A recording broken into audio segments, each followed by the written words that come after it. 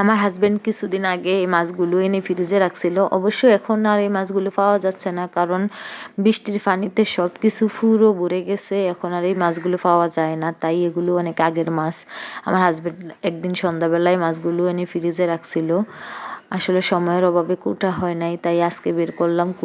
কুটা কাটা করে রান্না করতে হবে। দেখুন না, এখনো ভিজতেছে না মাছগুলো। কখন কুটা কাটা করব, কখন রান্না করব জানি না। তবে এই মাছগুলো আপনাদের দেশে এই এলাকায় কি নামে চিনে এবং এগুলো খেতে কেমন লাগে অবশ্যই কমেন্টে জানান। আসলে এর ভিতরে অনেক কয়পদের মাছ আছে, অনেকগুলো মাছ আমি আলাদা আলাদা করতে হবে। এর ভিতরে ইসা মাছও পাওয়া যাবে।